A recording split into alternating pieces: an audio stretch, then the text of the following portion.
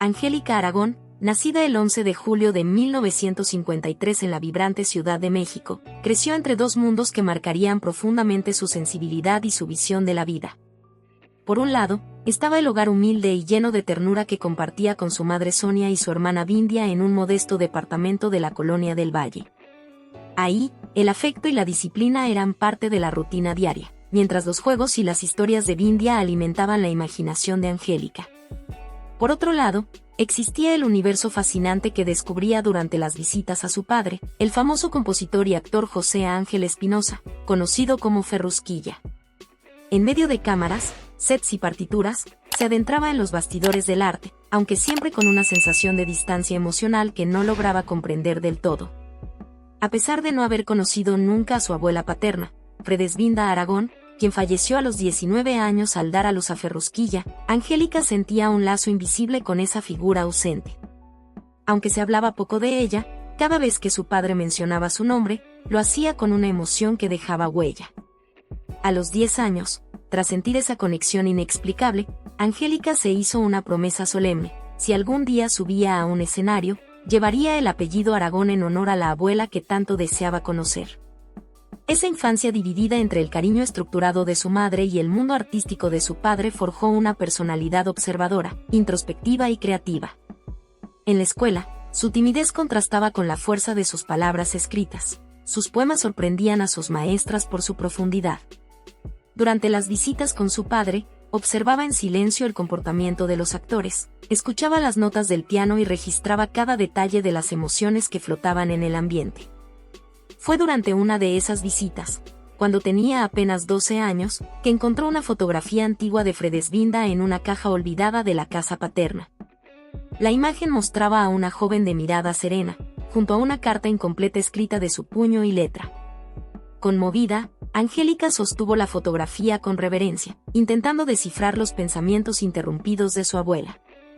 En ese instante, mientras su padre ensayaba una nueva melodía al fondo, comprendió que su propia historia apenas empezaba a tomar forma. A los 18 años, con la intención de estudiar medicina en la UNAM, Angélica vio sus planes frustrados por una huelga general que paralizó la universidad. Sin dejarse vencer, optó por una nueva dirección. Alentada por su madre, decidió viajar a Londres en busca de nuevas oportunidades. Allí ingresó a la prestigiosa London Academy of Music and Dramatic Art, LAMDA, donde por 7 años se sumergió en estudios de teatro, pantomima y danza. Para mantenerse, desempeñó múltiples trabajos, vendió perfumes en Harrods, cocinó, sirvió mesas y fue intérprete en hospitales, todo mientras memorizaba textos teatrales en cada pausa. En paralelo a su formación artística, en la Universidad de Londres descubrió una pasión por la filosofía india, sumergiéndose en la espiritualidad y el pensamiento oriental. Esta curiosidad la llevó también a aprender idiomas. Llegó a hablar 7: español, inglés, francés, italiano, alemán, bengalí y japonés, pues para ella cada lengua era una vía para comprender al otro. Pero la distancia de su tierra natal la afectaba.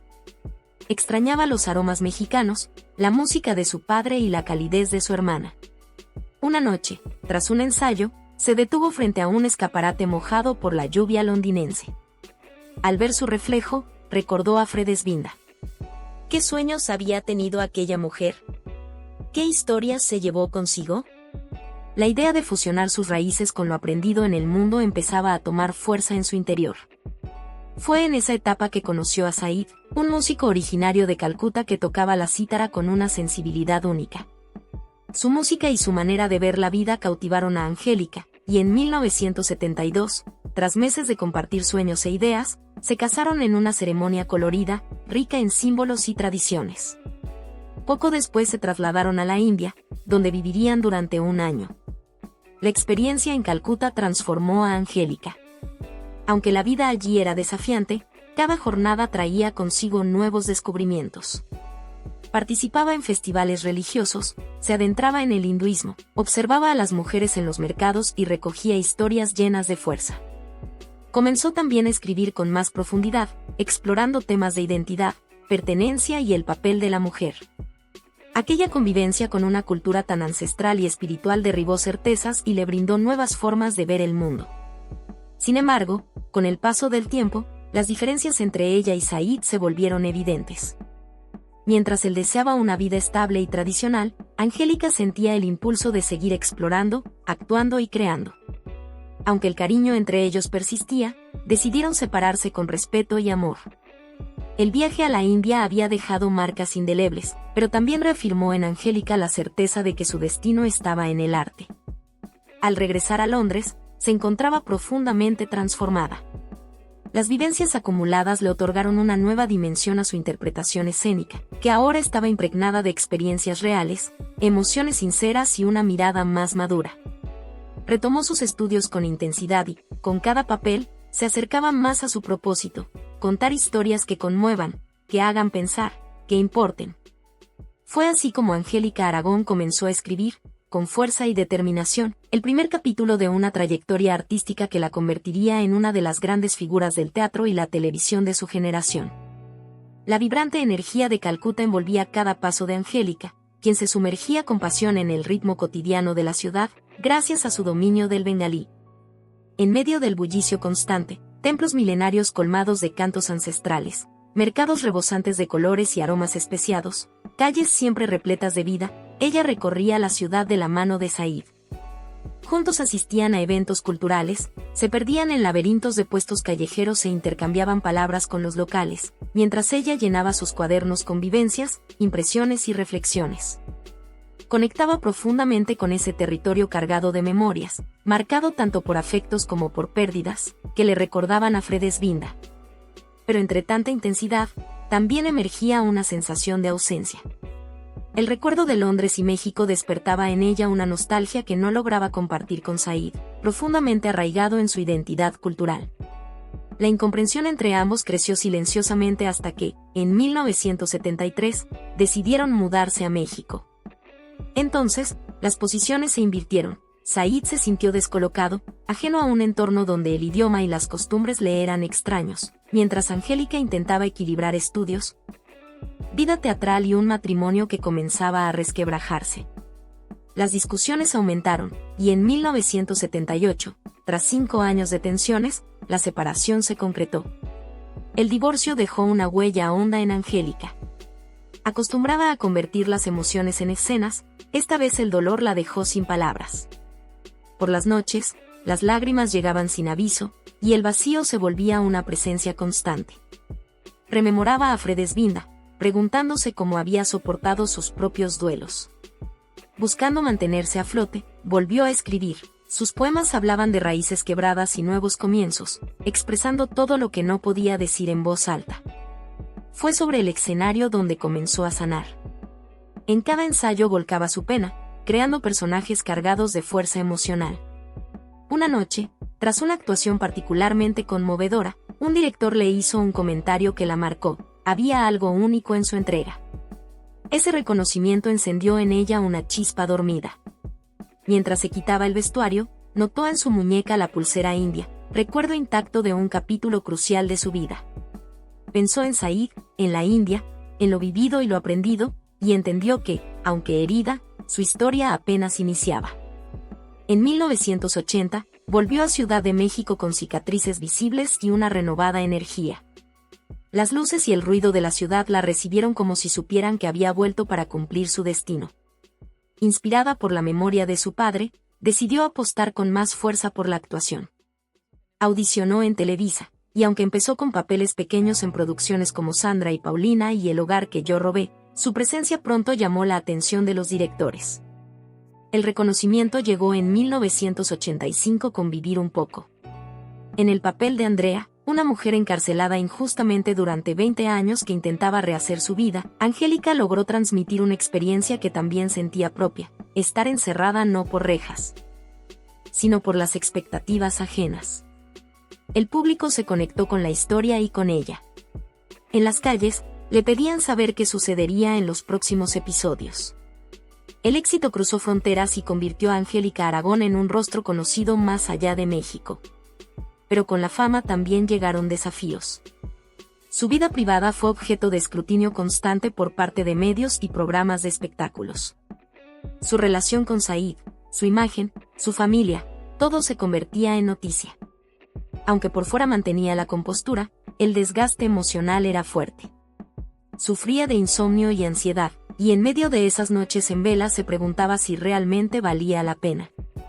Pensaba en Fredesvinda, que vivió lejos del ojo público, y quizás entendía mejor los costos de la exposición. El teatro seguía siendo su refugio.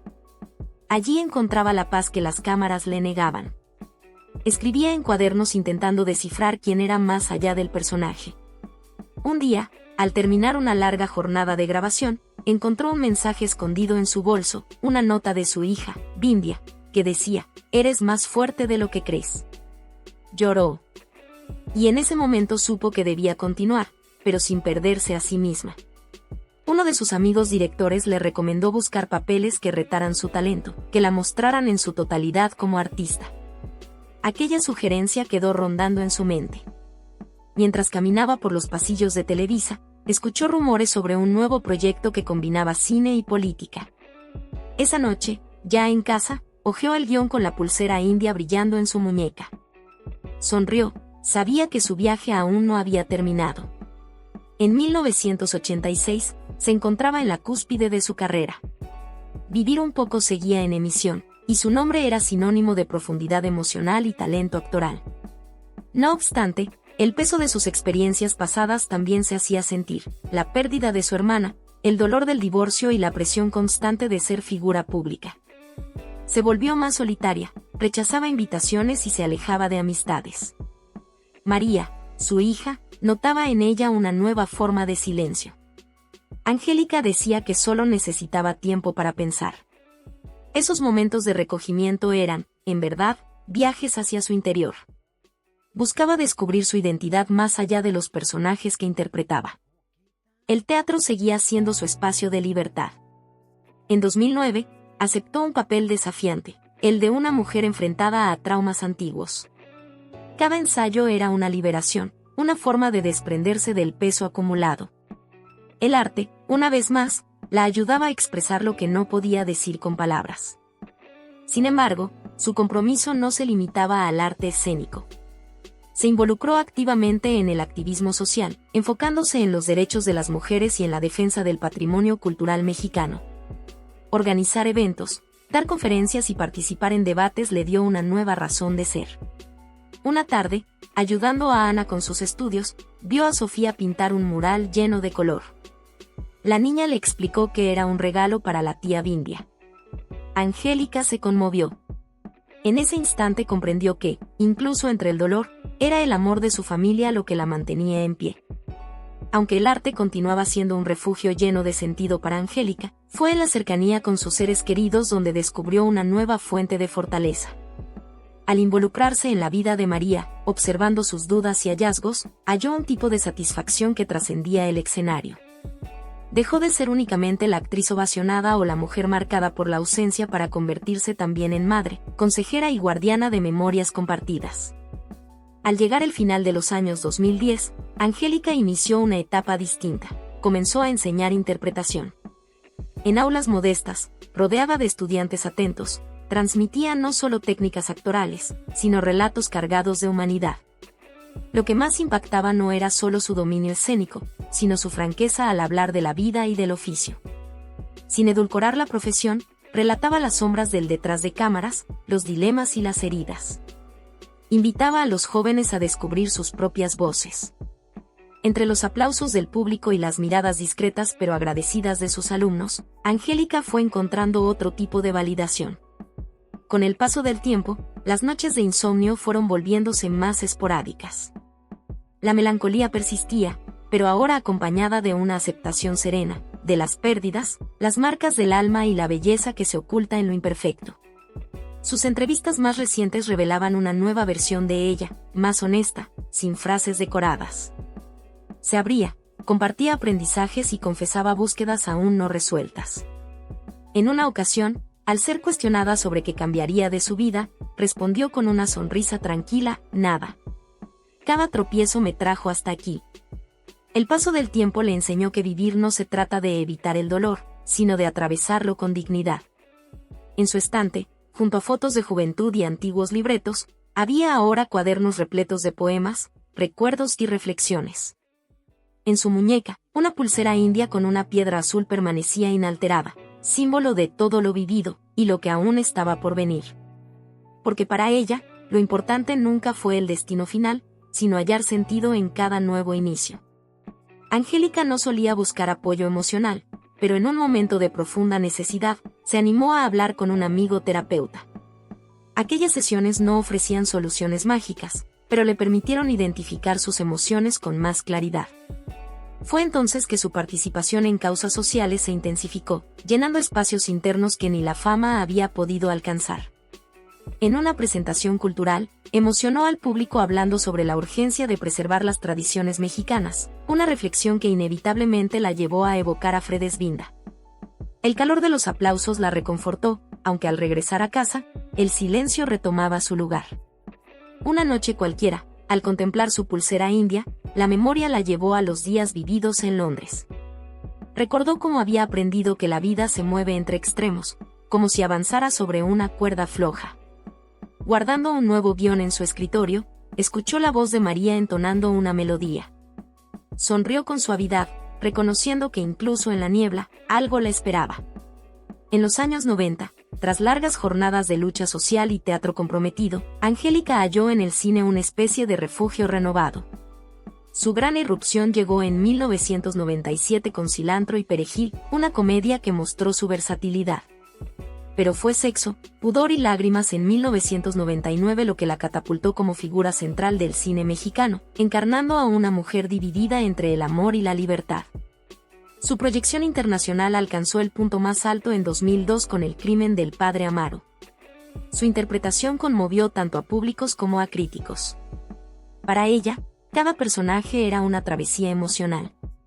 Llevaba consigo el dolor de la pérdida de Bindia, el cuidado de María, Ana y Sofía, y las reflexiones cosechadas fuera del país. Esta entrega le valió premios como el Ariel, máximo reconocimiento del cine nacional. Al recibirlo por primera vez, con la estatuilla en manos, susurró que Fredesvinda estaría orgullosa. El reconocimiento, sin embargo, traía consigo el peso del éxito. Rodajes intensos, viajes frecuentes y el desgaste emocional de cada papel la alejaban de su hogar. Mientras María ya tomaba sus propias decisiones, Ana y Sofía aún necesitaban guía. Angélica trataba de conciliar su vida familiar con las exigencias profesionales, pero en muchas noches, los mensajes de Sofía pidiendo ayuda con las tareas escolares la hacían sentirse dividida. A pesar de todo, su brújula seguía siendo el activismo. Siempre que encontraba un espacio entre filmaciones, asistía a encuentros en defensa de los derechos de las mujeres y la cultura nacional. Sentía que así honraba sus raíces. Sin embargo, en la intimidad de su hogar, el eco de la soledad continuaba presente. Después de eventos glamorosos, prefería refugiarse en sus cuadernos y escribir sobre las preguntas que la fama no podía responder. Una noche, tras una ceremonia, María le lanzó una pregunta certera: ¿qué es lo que más deseas, más allá de los premios? Aquella interrogación resonó en lo profundo. Angélica miró su pulsera, testigo de sus viajes y sus duelos, y se cuestionó si no era tiempo de unir arte, familia y propósito en una nueva dirección. Colocó el Ariel junto a la imagen de Bindia. El cine le había dado mucho, sí, pero una inquietud nueva comenzaba a germinar. Recordó su actuación en Mirada de Mujer, la telenovela que en 1997 abordó con honestidad los conflictos de una mujer madura. A pesar de su éxito, Angélica no se sentía cómoda. La televisión empezaba a priorizar el espectáculo sobre el contenido. Movida por un impulso auténtico, y por la valentía heredada de su padre Ferrusquilla, criticó públicamente esa superficialidad. Decidió entonces alejarse de las telenovelas. Aunque eso implicaba perder visibilidad, eligió permanecer fiel a sus ideales. La decisión trajo consecuencias. Las invitaciones disminuyeron y tuvo que reinventarse, buscando caminos independientes y con profundidad artística. Fue así como redescubrió el teatro y el cine de autor. En una obra sobre campesinos, Angélica sintió nuevamente el cruce entre arte y causa social. Los escenarios volvieron a darle espacio para personajes complejos que la televisión ya no ofrecía. Su mirada crítica hacia la industria le ganó respeto, y pronto fue invitada a foros sobre identidad cultural. En uno de estos, Su discurso en defensa del valor de las historias mexicanas fue aplaudido con fervor. Pero aún con ese reconocimiento, las dudas la seguían acechando en las noches más silenciosas. Frente a la estantería de su hogar, Angélica se detenía ante una fotografía de Bindia. Ese instante la transportaba a las conversaciones con su hermana, quien siempre le insistía en la importancia de mantenerse fiel a sí misma, sin importar el precio que eso implicara. Fue durante un ensayo cualquiera de una obra cuando recibió una invitación que no esperaba, un ambicioso proyecto internacional que fusionaba cine y teatro, centrado en temas sociales. Aquello era más que una simple oportunidad, representaba un viejo anhelo, aunque también implicaba una gran renuncia, pues exigía una larga estadía fuera del país. Pensó en sus hijas, María, ya encaminada en su propia senda, y Ana y Sofía, que comenzaban a construir su independencia. Aceptar aquella oferta significaba dejar la estabilidad conocida y lanzarse a un futuro incierto, aunque lleno de sentido y coherente con sus convicciones más profundas. Mientras guardaba el nuevo guión, sus dedos acariciaron una pulsera de origen indio, que había acompañado su vida durante años. Miró por la ventana, hacia la ciudad viva y agitada, y aunque la decisión no estaba tomada, sentía que un nuevo capítulo estaba por abrirse. Lejos del mundo de las telenovelas y sin buscar los reflectores de la fama, Angélica había encontrado su verdadera motivación en las causas sociales. Desde los años 2000, su voz se alzó en defensa de los derechos de las mujeres, evocando constantemente en sus discursos nombres como Fredes Binda, mujeres que, a pesar del silencio impuesto, merecían justicia y reconocimiento. En cada paso, comprendía que su papel trascendía el escenario, tenía un compromiso real con la transformación social. Con la misma pasión con la que interpretaba personajes sobre las tablas, también caminaba por las calles, tomaba el micrófono y escuchaba las voces del pueblo. Cada causa que abrazaba era más que un activismo momentáneo, era una forma de honrar las luchas heredadas, un modo de continuar la historia de sus antepasados en favor de un México más justo. A la par de su activismo, desarrolló una labor silenciosa pero poderosa: fomentar la lectura en comunidades olvidadas. Viajaba con cajas repletas de libros hacia pueblos donde las historias aún eran privilegio de pocos. Sobre alfombras improvisadas, narraba cuentos populares mexicanos a públicos mixtos, niños y adultos que, con ojos atentos, absorbían cada palabra. Esa mirada curiosa despertaba en ella memorias de infancia y antiguos versos que había escuchado en su niñez. Solía repetir con convicción: "La lectura nos libera", una frase que resumía los valores que había aprendido en sus primeros años. Aquellos encuentros eran también puentes invisibles que la conectaban con sus orígenes, especialmente con su hermana Bindia, quien siempre había cultivado el amor por las narraciones.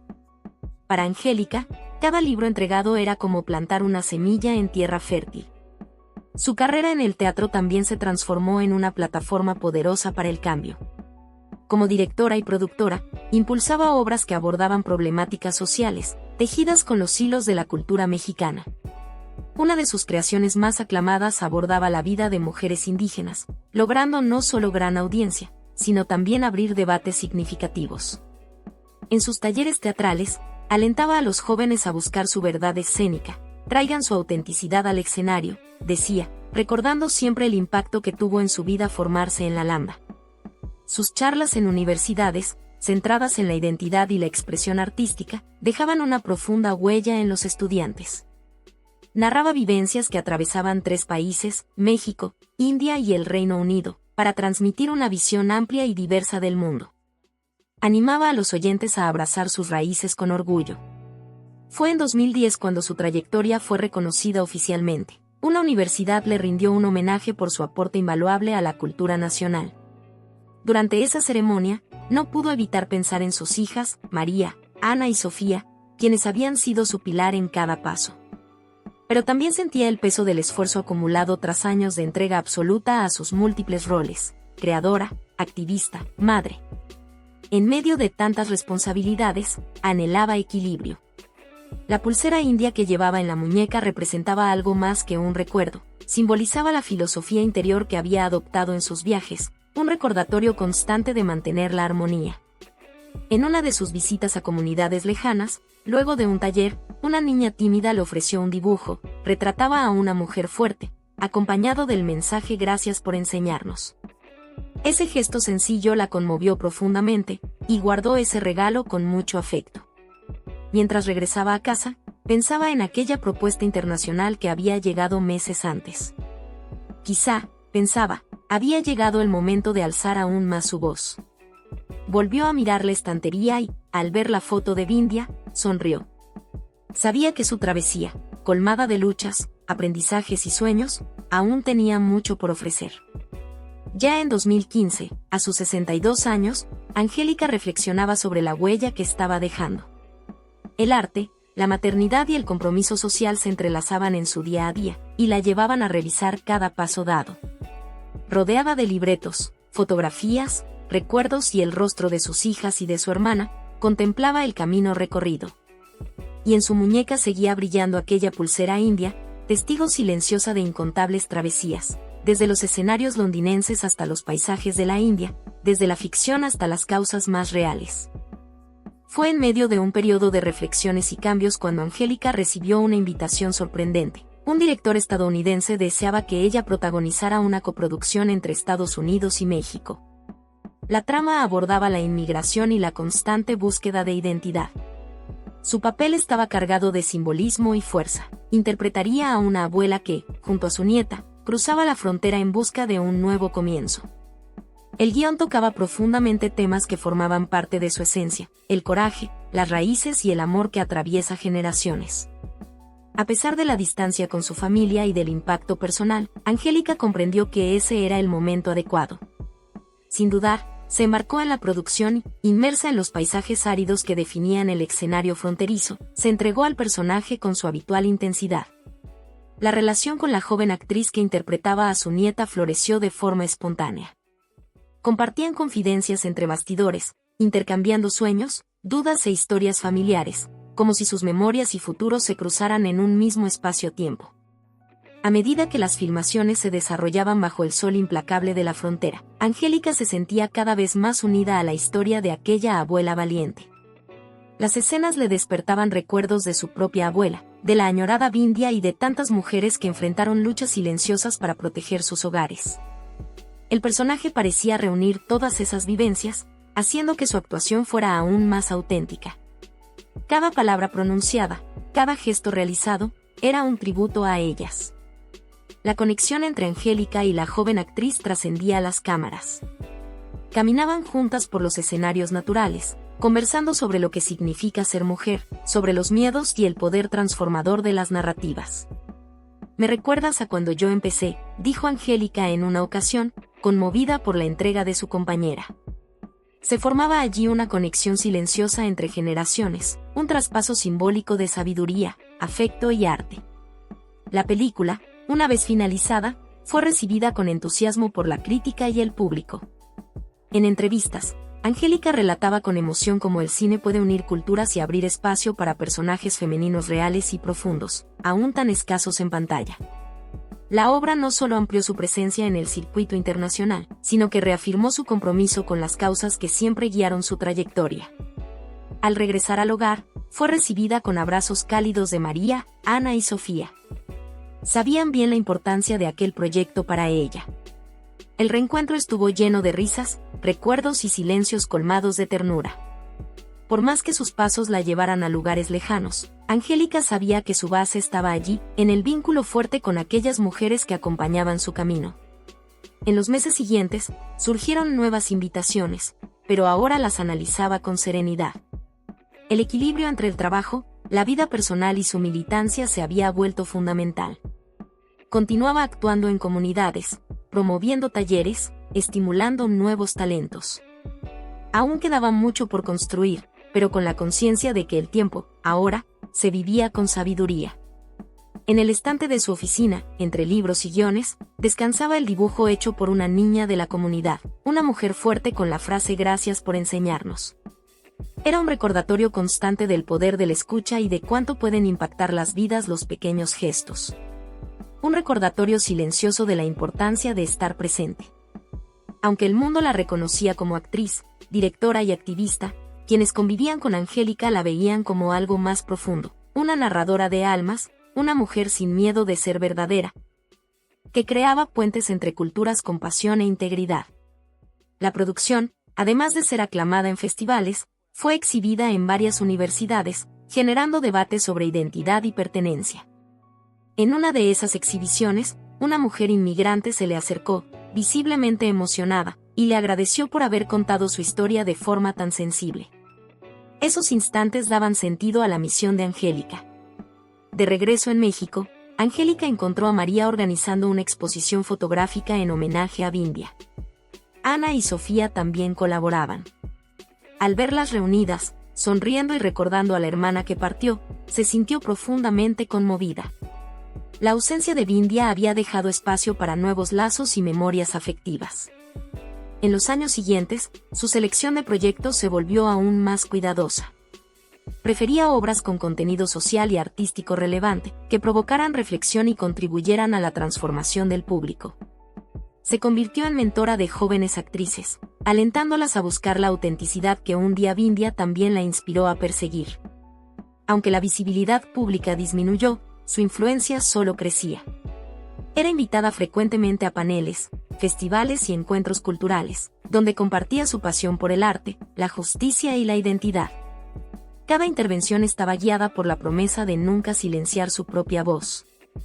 Durante la pandemia de 2020, encontró en las redes sociales una nueva forma de seguir actuando. Promovía el teatro digital, incentivaba la lectura y compartía poesía y cuentos tradicionales a través de videos. Creaba talleres virtuales para jóvenes artistas, manteniendo viva la llama de la cultura incluso en tiempos de aislamiento. Hoy, a los 67 años, con el cabello plateado y una mirada serena, Angélica observaba la ciudad desde su apartamento. Fotografías de Bindia, de una joven María y la pulsera india aún en su muñeca la acompañaban. Cada cicatriz, cada recuerdo, contenía una historia vivida con valentía. Su legado iba más allá del talento escénico. Era la huella de una mujer que rechazó la superficialidad, transformó su dolor en arte y su voz en instrumento de resistencia. Mientras escribía sus memorias en un viejo cuaderno, sonreía, no por el final del viaje, sino por la certeza de que su historia aún seguía escribiéndose, paso a paso, con verdad y alma.